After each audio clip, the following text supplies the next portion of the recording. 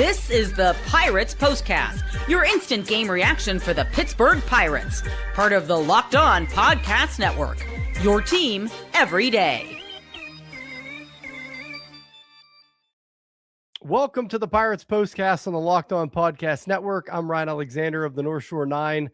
We had to wait 2.5 hours, but the Pirates defeat the Red Sox 8-3. They take the series. Finally a series win after losing. I believe they lost 6 series in a row, but they get the job done today. I'm surprised that they came back out for the rain delay as a nasty rainstorm came through Pittsburgh, but they came back out. Pirates added on a run and end up winning 8-3 in this one. After this show, if you're looking for a deeper dive on the Pittsburgh Pirates, check out Locked On Pirates with Gary Morgan for your daily Pirates content. And yeah, let's jump right into this one. This game, it was a bullpen game for the Pirates. Bullpen game, no problem. The offense lit up a lefty starting pitcher, which we haven't seen very much of this season. And Bryan Reynolds had 2 hits, 2 RBIs, two runs. Lowe had a couple hits and RBIs. Valdez got it going as well. The bats showed up in this one, and they we're going to start right there. I mean, Patrick Sandoval, left-handers on the mound for the Red Sox. He missed, I think all of the first half. He came back in July. He's been pitching okay. He's been, I think this is like his 6th start of the season or something. But the Pirates got to him right away in the first inning and kept pouring on. They scored 7 runs off him in the first 3 innings and kind of set the tone in that one. You're a little worried about a bullpen game coming in. Bachar got the start for the Pirates. Hunter Barco had just gotten called up for Dotel, so you knew Barco was going to pitch. Matson hadn't pitched, so you kind of knew those 3 were going to pitch, and it was like they're going to need to score a lot of runs. And a left-hander was on the mound, so it wasn't looking very good to start, but that's why they play the games. Everybody complained about the lineup, too, on Twitter before the game when the Pirates ended up scoring 8. They had Nick York in the lineup he was back up for the first time in a while. So yeah, big win over the Red Sox. I mean, this was one of the hottest teams in baseball coming in, and the Pirates took it to them, took 2 or 3. Yeah, the lumber company is back. Lisa says no Lincoln Logs today.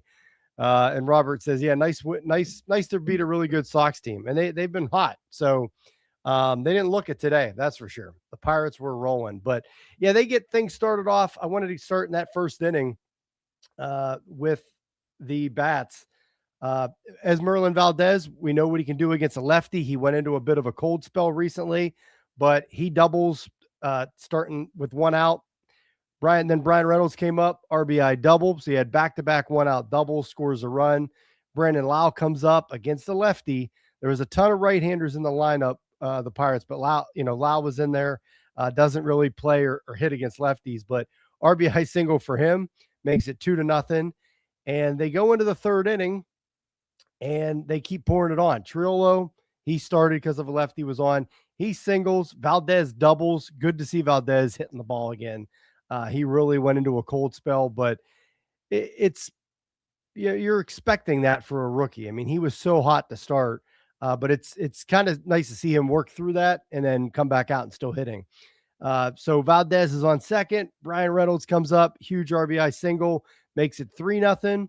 Brandon Lowe singles again, another hit against a left-hander. He makes it 4-0. And Flores struck out, who Flores has been hot. Mangum singles, so you got bases loaded, and Nick York comes up, and I thought this was time to reveal where the game was won or lost. It's the turning point. Yeah, Nick York comes up. He gets called up before the game, and bases loaded. You got 2 outs. It's 4-0 already, Pirates, but you know Hunter Barco's coming. He's going to be pitching. You're going to have a lot of guys in the bullpen coming through. So you're not, even at 4-0, you're not feeling that comfortable. And Nick York comes in, laces a single to center field, scores 2 runs, makes it 6-0. And it was just kind of like one of those, we had this the other night, like exhale moments, like, okay, they're up 6-0. Like that should be enough for Bachar and Barco to work with. And then they Billy Cook walks. They get Henry Davis on a sac fly. He gets another run in. 7-0. 7 runs off of Sandoval in those first 3 innings. Just huge for the Pirates, especially against a left-hander. We just haven't seen it this year. And it's again, this wasn't really, there were some doubles in there from Valdez and Reynolds, but no home runs. It wasn't like one of these, they were just teeing off on the lefty, but they were getting doubles and singles. And it's kind of probably the ceiling that they can have. I mean, this was like the best game that you could expect the Pirates lineup at this point to have against a left-hander. And they got the job done today. You wish they were a little more consistent throughout the season against a lefty. Reynolds went into a very cold spell after having a pretty good first half, and most of the season he's been really good. And he came through in a big way today. And then Brandon Lowe against a lefty, 2 big RBI singles. Like I said, 2 hits, 2 RBIs. He was very good. And then they go into this rain delay. And, Hunter Barker gives up 3. They go into the rain delay. And, I mean, it was coming down, guys. It was thunderstorms. It was pouring up here in Elwood City. And I thought they were going to call it. It's getaway day for the Red Sox, Sunday. It's an official game at that point. They went into the rain delay after 6 innings. So you're thinking, yeah, they'll just call it. That'll be it. Pirates are up big. But we waited 2 hours and 34 minutes in that rain delay. Just crazy stuff. Before the rain delay, like I said, Lake Bachar, great starting performance today from him. He went 3 innings, 3 scoreless innings against a good Red Sox lineup. They were missing some pieces, but still a pretty good Red Sox lineup. He struck out 4 in 3 innings. Hunter Barker comes in. He gets the first 4 retired that he faces, and then fell into some trouble. Ends up giving up a 3-run home run, makes things a little more closer. It was 7-3 before they went into that rain delay. But yeah, I don't know, but I know they called Barco up because he was fresh. I believe he was supposed to start at Indy yesterday. They ended up holding him out and they brought him up. Dotel had pitched through like 34 pitches last night. So Dotel goes down, they bring Barco up. I think it was just a fresh arm kind of deal with another bullpen game. That this came down after yesterday's game. It was announced Paul Skeens was supposed to start today. They bumped him back to Wednesday, and they decided to go with the bullpen game. And it was this is the first point where the Pirates have kind of addressed the whole Paul Skeens.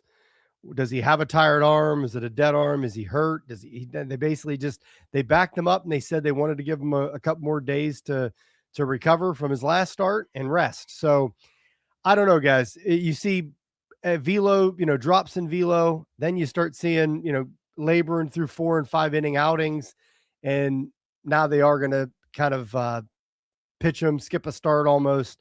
So I don't know. I obviously I hope it's just a tired arm thing and it's not a serious injury beyond that. But yeah, Skeens was supposed to pitch today. They didn't do it. They had to go with the bullpen game. People were saying, they're punting already on the season.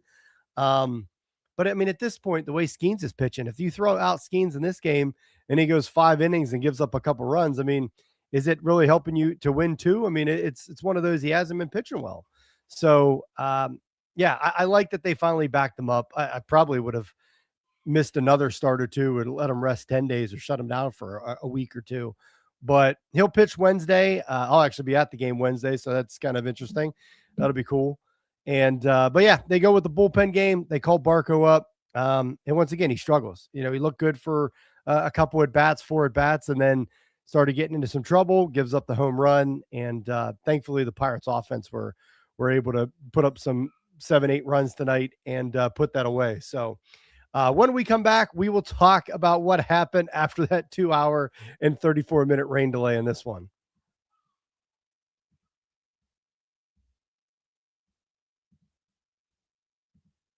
A big thank you to our friends at Amazon for this limited break.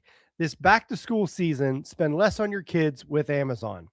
We all know how crazy the back-to-school shopping experience can be. It starts with just a few items on the list, then suddenly you're shopping for supplies, clothes, lunch gear, tech, and about 10 other things you didn't see coming. It adds up fast. My wife and I are in the middle of this right now. My kids go back to school this week, which is kind of early, but they go back Thursday. And yeah, the supplies they're purchased now. I think we have everything, but it's a long list. And when you look at that school supply list and you wonder if you're shopping for one child or two, in my case, or opening a small office supply store, I didn't realize first grade required this much inventory. Shopping like this can get out of hand if you're not careful.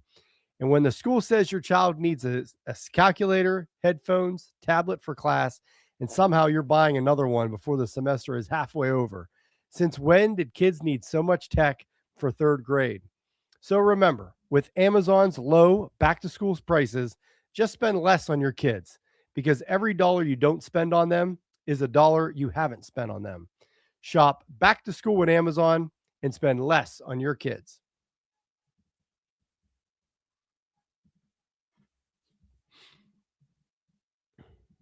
All right, so this rain delay, it moves out. They pull the tarp. Again, I can't believe on a getaway day that this game, they came back out for this. Unreal. And we've had a ton of rain this summer. We haven't lost any games, but it was an official game, so it wouldn't even have been lost. Could have been a nice, easy 6-inning win for the Pirates. But they come back out, kind of a funny situation. So Isaac Mattson, who hasn't pitched in 5 or 6 games, he comes jogging out from the bullpen right when the rain delay happened. And like, obviously he was the Pirates' choice for the 7th. He comes out, they come back out after the rain delay, and it's not Mattson, it's Kirby Yates. So Mattson doesn't end up pitching. I know this is probably one of these, the Pirates are very keen to pitcher warming up, ups and downs, things like that. So they figured, hey, he already warmed up. He didn't get into the game. It was too long of a delay, and they decided not to throw him. And the bullpen was already in a weird shape because Luke Weaver was, I don't know if he was available. He had pitched back-to-back games, and Soto as well. He was also on back-to-back. So we've seen them throw guys 3 straight games, but it's very rare, only when necessary. So I thought for sure, you knew Bachar and you knew Barco was going to get in there. I thought Mattson was going to get in there as well. He didn't, obviously, because of the warming up and then the rain delay. So they end up going with Kirby Yates. Kirby Yates pitches the scoreless 7th. He's been pretty good. He had a couple runs that he gave up in his last couple outings, but when he's on, he's pretty quick, and got that scoreless 7th. They go to Duvall in the 8th and scoreless inning, and then they go to Mason Montgomery in that 9th inning for the it wasn't a save, but for the finish, the close. And Mason Montgomery has been unreal. He's been like Mason Miller. We talked about Mason Miller at the trade deadline. The Pirates going to go all in and get him, striking out 50%. Mason Montgomery's been striking out. I forget the stretch. I think it's since early June. He's been striking out 53% of the batters he faces. That's insane numbers. And in this one, scoreless inning, he strikes out 2 in that inning, gets the 3rd out, all on 11 pitches. 2 strikeouts, scoreless inning, 11 pitches. Mason Montgomery is locked in, guys. He is locked in and just been dominating.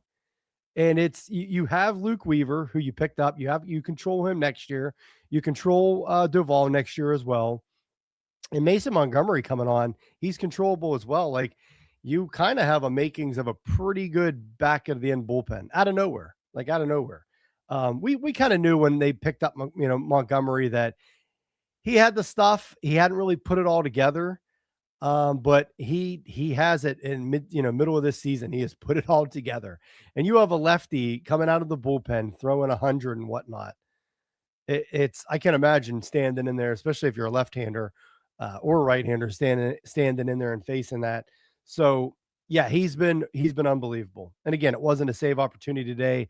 Pirates are up 8-3, but he's I like bringing him in that 9th, closing him out. Yeah, because I don't know who else was really available at that point. It was if they weren't going to bring Mattson back out, I don't know who else was there. And it was funny. You got 2 kind of different philosophies. The Red Sox had their reliever Burgos in there before the rain delay. He pitched before the rain delay. I think he pitched 2 innings before the rain delay. They have the 2.5-hour rain delay. He comes back out and pitches 2 more innings. Ends up pitching 4 innings. He pitched just as much as Sandoval, the starter.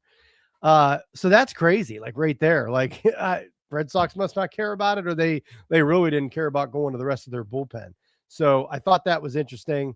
The Pirates did add a run off of Burgos in that seventh inning when he first came out. Rafael Flores singled. He moved up to second on a ground out. And then Nick York, RBI single, scores the run, makes it 8-3.